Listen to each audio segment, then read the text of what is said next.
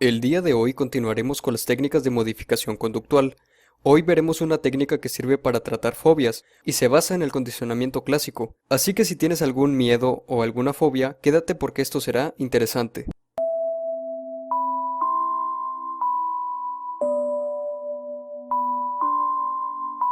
¿Recuerdan qué es el condicionamiento clásico?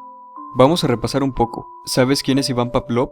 Este fisiólogo es el viejito del experimento con el perrito, la campana y mucha saliva. Pavlov investigaba el sistema digestivo utilizando a los perros. En una ocasión se dio cuenta que los perros salivaban al escuchar sus pasos acercándose. Pero, ¿por qué esto es importante? Bueno, la salivación es una respuesta física del organismo que ocurre de manera natural. Y esto ocurre solamente cuando hay comida. A esto lo llamamos respuesta incondicionada y estímulo incondicionado respectivamente. Sabemos que los perros no salivan naturalmente al escuchar los pasos de los demás. Entonces, ¿qué pasó? Pues esto mismo se preguntó Pavlov.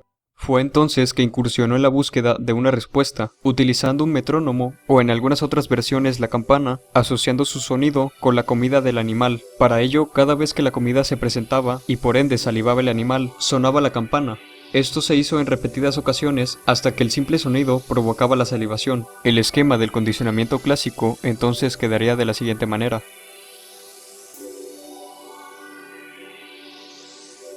Algo demasiado importante que debo mencionar es el papel del estímulo neutro, que en este caso es la campana. A ver, sé que hace un momento mencioné que es el estímulo condicionado. Lo que pasa es que se le llama estímulo neutro porque en un principio una campana no provoca la salivación. No es hasta que se asocia con el estímulo incondicionado que se transforma en estímulo condicionado, provocando una respuesta condicionada.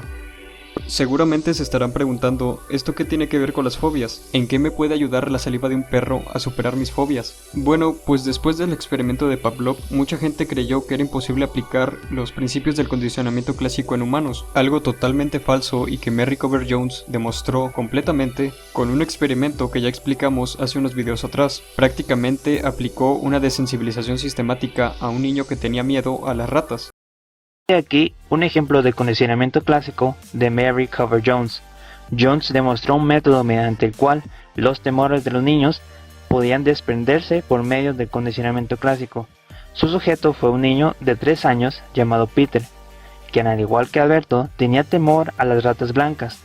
Jones asoció la visión de una rata con una experiencia placentera, comer dulces. Mientras Peter estaba sentado solo en una habitación, una rata blanca enjaulada era llevada y colocada lo suficientemente lejos para que el niño no se asustara. En ese momento, a Peter se le daba muchos dulces para comer. Cada día sucesivo del experimento, la jaula se acercaba un poco más y a continuación se presentaban los dulces hasta que, eventualmente, Peter no mostró temor de la rata. En este caso, comer dulces es el estímulo incondicionado que provocaba una respuesta placentera, que es respuesta incondicionada. Al asociar los dulces con la visión de la rata, que es el estímulo condicionado, Jones pudo enseñar a Peter a responder con placer, es decir, respuesta condicionada, cuando la rata aparecía. Hoy en día, para aplicar esta técnica de modificación conductual, se utiliza otro tipo de procedimiento. Procedimiento de aplicación. La aplicación de desensibilización sistemática requiere de unos pasos iniciales, preparatorios antes de comenzar con las sesiones de desensibilización propiamente dichas. Estos pasos son: 1. Elección de la respuesta incompatible con la ansiedad y posible entrenamiento. 2. Elaboración de una jerarquía de ansiedad. 3. Valoración de la capacidad imaginativa y entrenamiento en imaginación si se requiere. Estas tres actividades pueden llevarse a cabo en paralelo durante las primeras sesiones en la consulta y deben estar dirigidas por el terapeuta. Es obvio que si el sujeto tiene un buen entrenamiento previo en relajación y su capacidad imaginativa es excelente, el trabajo previo a las sesiones de desensibilización será únicamente la elaboración de la jerarquía de ansiedad. Elección de la respuesta con ansiedad y posible entrenamiento. Es la respuesta que vamos a practicar para disminuir los niveles de ansiedad ante el estímulo ansiógeno. Puede utilizarse cualquier otra respuesta que resulte incompatible con la ansiedad. La clave es que se trate de una respuesta que puede ser utilizada de forma rápida y fácil mientras se están presentando los estímulos evocadores de ansiedad, pero no siempre la relajación como principal respuesta ayuda con esta práctica. Algunas poblaciones, como es el caso de los niños, a quienes les puede resultar difícil mantener la atención, puede ser más apropiada la utilización de imágenes emotivas para el afrontamiento de los miedos. Es la presentación gradual de los estímulos temidos en situaciones parecidas. Es decir, cuando una persona le tiene miedo a las arañas, se va a estructurar qué estímulos le presentan más ansiedad que la otra.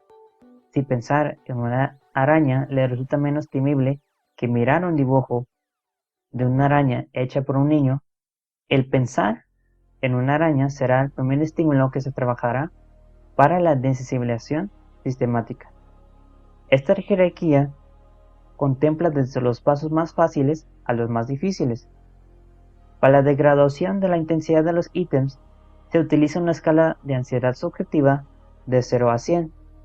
Los ítems de la jerarquía deben ser concretos y cercanos a la realidad del sujeto.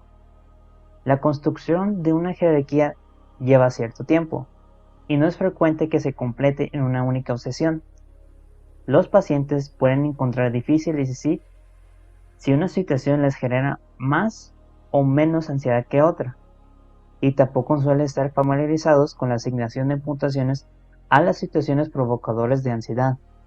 Es importante que la distancia entre ítems no sea muy grande, si tenemos en cuenta que una jerarquía de ansiedad suele tener entre 15 o mínimo 10 ítems.